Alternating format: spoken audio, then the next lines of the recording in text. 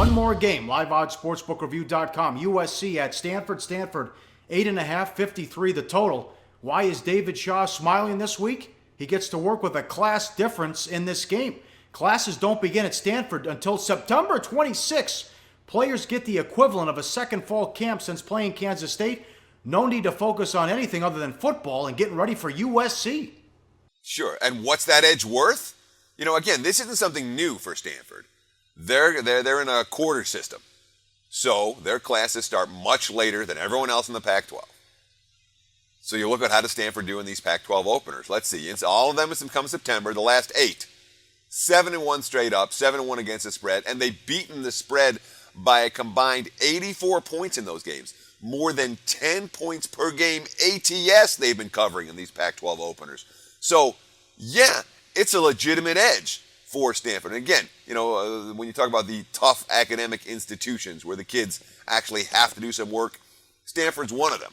So when you have a second training camp with a bye week after that Kansas State game in the opener, boy, it really sets up nicely for the Stanford Cardinal against a USC team that hasn't really fared all that well against Stanford in recent years. Well, Teddy, we got some issues here. We got suspensions. We got off-the-field issues. We have illness. What's going on with USC? Just about everything. I mean, yeah. USC's got Max Brown. You know, Max Brown was rated ahead of Jared Goff as the number 1 high school quarterback in the country coming out. USC's got great talent at skill positions. But what they don't have right now is an offensive line that can do anything. You know, the problem against Alabama, depth in the trenches. It's the same problem here. Then you look at some of the injuries. They have defensive tackle Noah Jefferson got hurt. He's doubtful for the game against Stanford.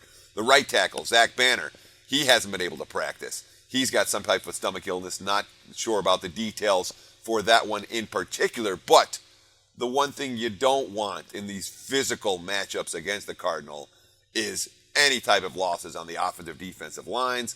Looks like USC might have key losses on both the offensive and defensive lines for this one. Not surprised that the money has come for the Cardinal in early week betting. That's very good. David Shaw, pick a frickin' quarterback. Let Burns go out there and play. The guy was 7-7 against Kansas State. They went right down the field twice, and you took him out of the game.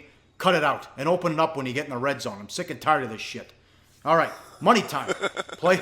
You like that? All right. Play of the day.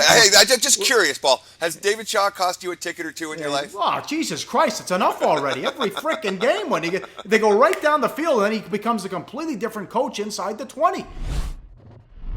Hey, guys, for the full video, go to sbrpicks.com. Go to sbrodds.com. Browse, compare, and shop live odds available at top online sportsbooks.